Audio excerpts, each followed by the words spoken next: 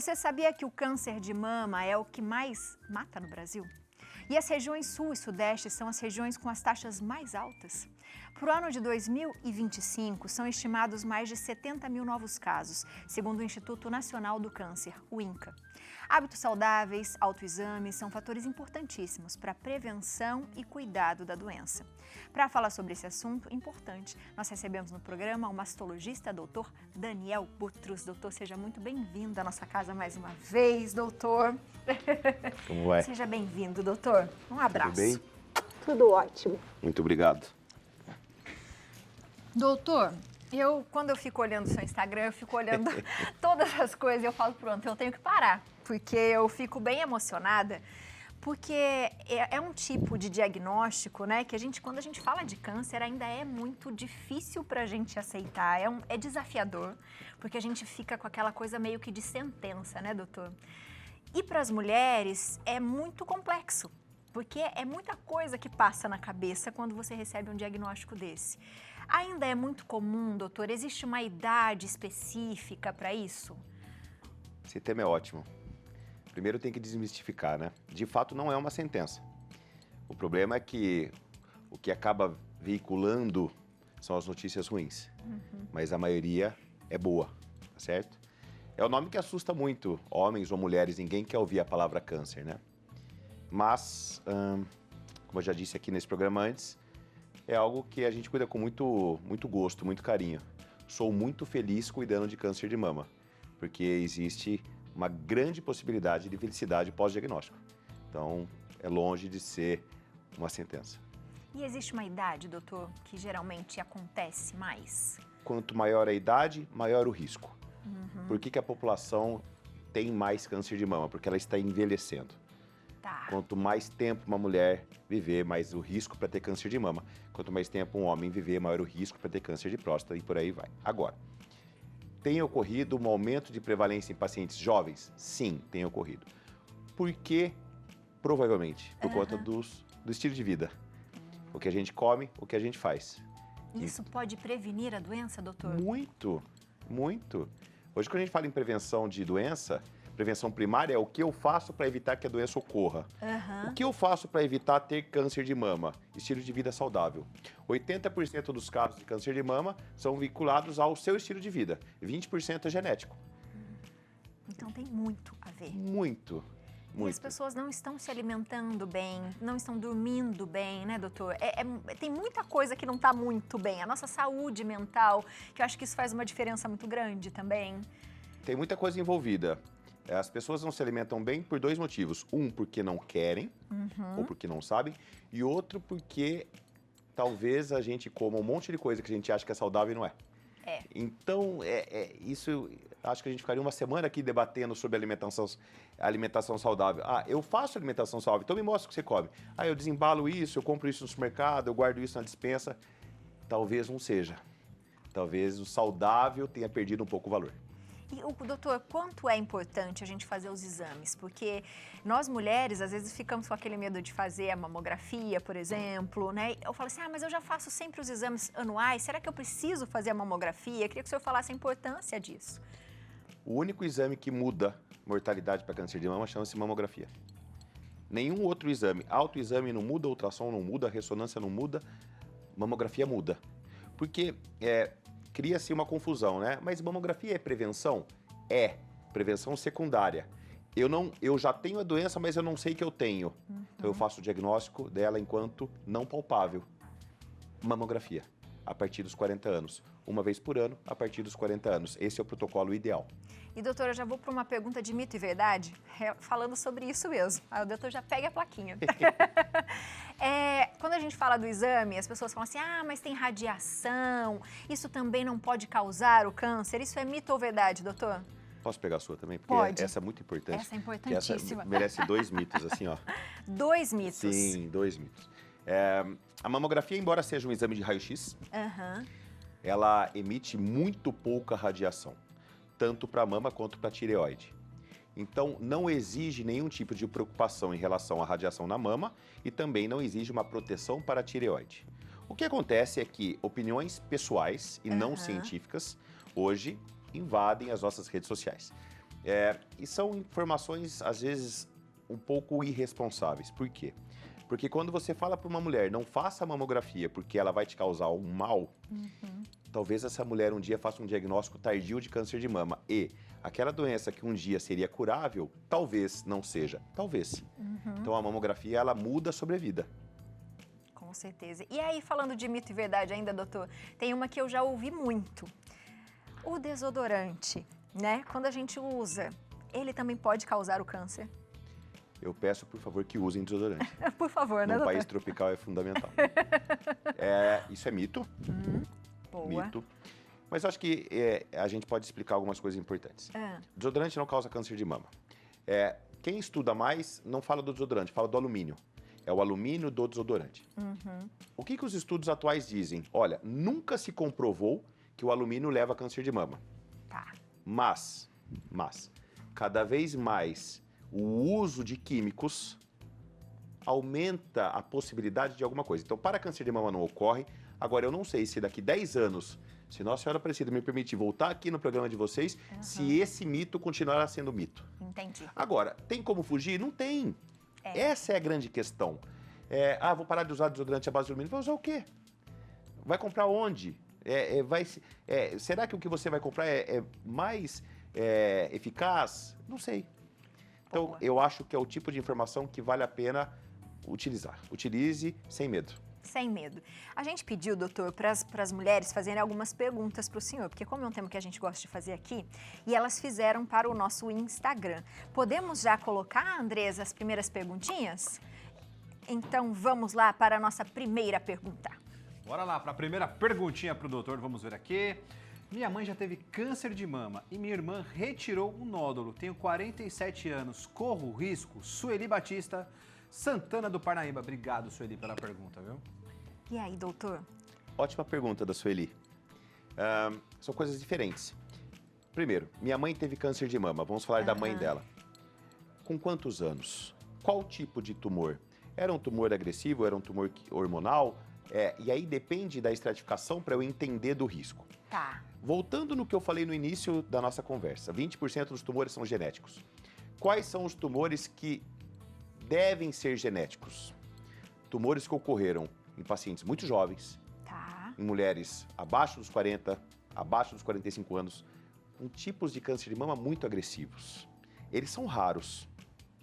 Agora, minha mãe teve câncer de mama aos 65 anos, tratou, tá bem, fez uma cirurgia conservadora, toma uma medicação via oral por 10 anos, é pouco provável. A minha mãe teve câncer de mama, a minha irmã tirou um nódulo. Nódulo não é câncer de mama. Nódulo não aumenta risco de ninguém. Entendeu? A gente não pode ir somando, porque às vezes a gente acha que vai somando. Minha irmã tem cisto, minha prima teve um nódulo, minha mãe teve câncer. Não, peraí, o cisto não é nada, o nódulo não é nada. E talvez o fato da sua mãe ter tido câncer de mama se inclua muito mais naqueles 80% de tumores que vão ocorrer durante a vida e a gente vai tratar, do que os tumores que a gente vai se preocupar geneticamente. Boa, doutor. Vamos para a próxima. Bora. Bora lá, mais uma perguntinha aqui. Vamos aqui, doutor, mais uma pergunta, doutor. Com quantos anos devemos começar a fazer os exames e até quantos anos a mulher deve fazer? Juliane Lourenço, de Natal. Obrigado, Ju, pela pergunta, viu? Perfeito, Juliane. Primeiro, que exames? Mamografia.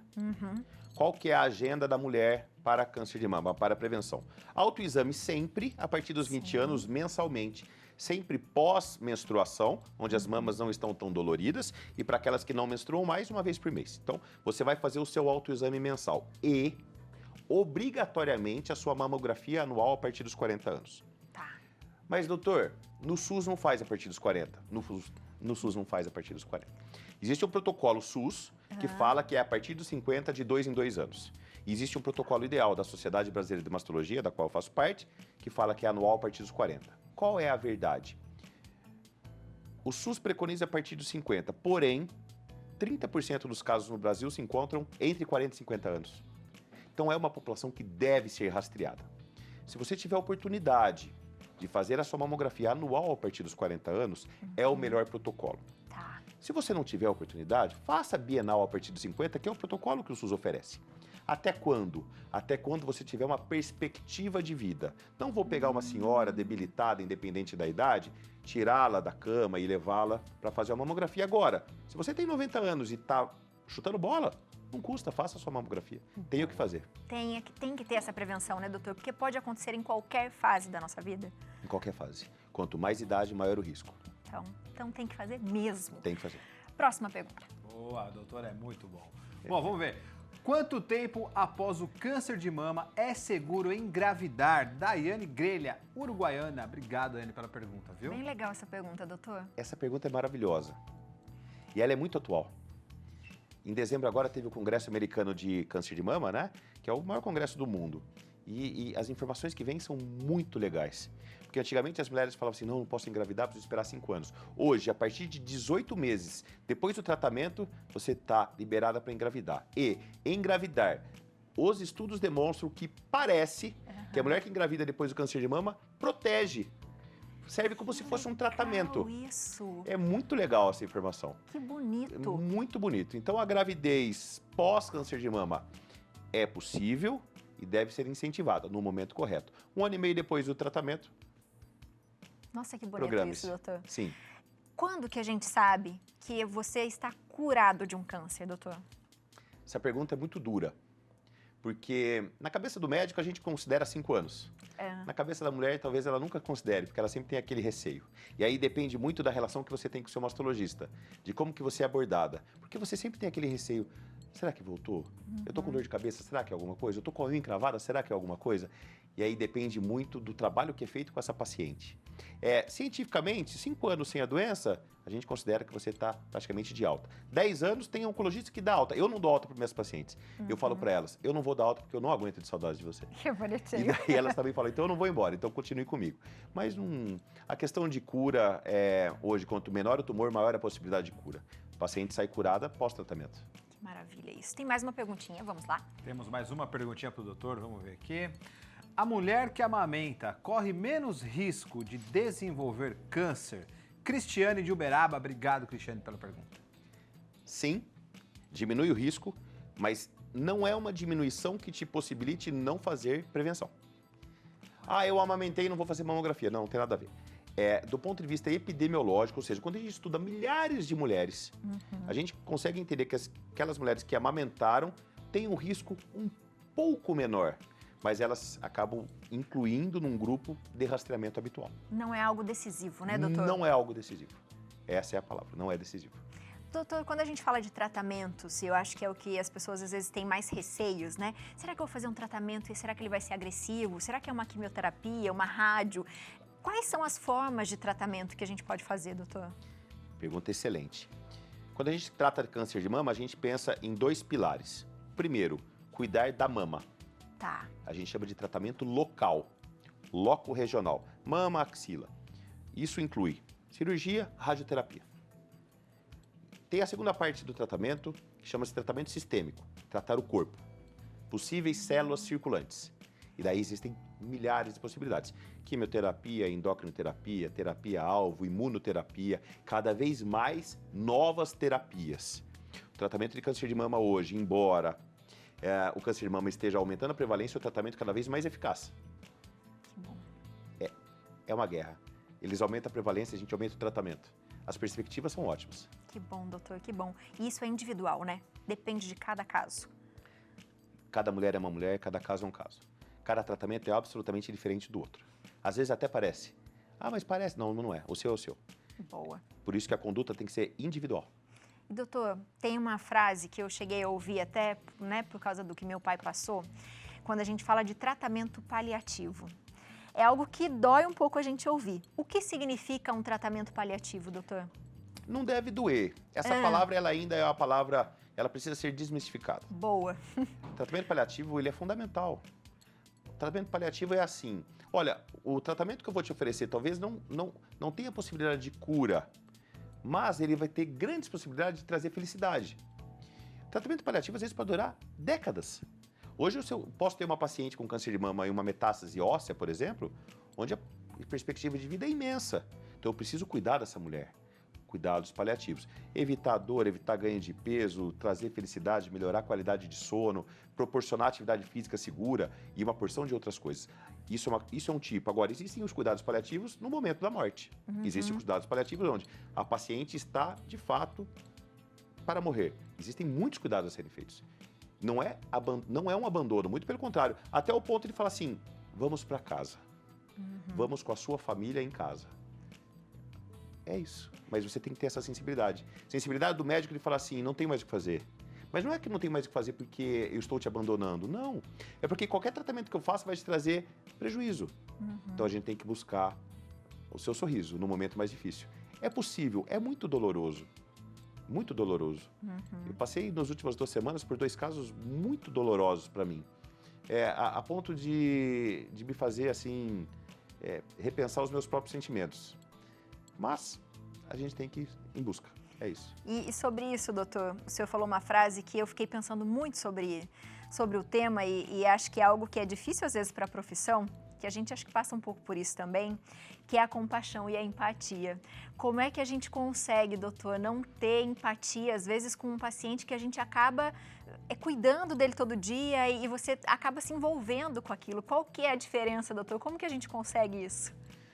Eu acho que eu não estou no momento bom para responder, porque eu cientificamente adoto muito que o médico tenha compaixão e não empatia, ou seja, não leva a dor do seu paciente para casa. Mas Deus tem me proporcionado alguns casos ultimamente que estão me fazendo repensar, de levar a dor. Por um lado, isso é ruim para mim, mas por outro lado, me faz continuar conversando com a família. Eu perdi uma paciente há uma semana, hoje eu conversei com a mãe dela. É duro. Perdi uma paciente de 33 anos. Hoje eu conversei com a mãe dela, é aniversário dela, hoje é aniversário da mãe dela. Não tem como você não sentir. Se você é pai, se você é mãe, não tem como você não sentir. Idealmente, o médico deve ter compaixão. Cuide do seu paciente até o extremo que você possa. Mas isso é muito difícil de acontecer. Você cria uma paixão muito grande pelos seus pacientes e você acaba se entrelaçando ali. Mas quem tem bom coração acaba acontecendo isso mesmo, viu, doutor? Não tem outro jeito. Eu vou pedir sempre que o senhor volte, porque a forma como o senhor atende as pacientes e os pacientes é diferente. E eu acho que a gente precisa disso. Isso faz toda a diferença. A gente ter fé, a gente se cuidar, né, por inteiro. Então, seja sempre muito bem-vindo à nossa casa, viu? Me sinto muito em casa aqui. Contem comigo. Amém. Você de casa, aproveita para seguir o doutor na internet, porque ele faz várias reflexões para a nossa vida, num geral, sabe? A da nossa família, do amor que a gente precisa ter em casa, principalmente nesses momentos, né, doutor? Então, aproveite para seguir o doutor na internet, @doutor_dr, Daniel Butros, está aparecendo para você aí com 2 T's. E o doutor atende, onde o senhor atende mesmo, doutor? Eu atendo em Rio Claro, eu sou de Rio Claro, próximo de São Paulo. Talvez comece a atender em São Paulo, não sei. Quem sabe a gente vai ter no doutor um pouquinho em cada lugar desse Brasil, que poderia pelo menos ter alguns exemplos assim, viu, doutor? Muito obrigado, agradeço. Seja bem-vindo. Agradeço.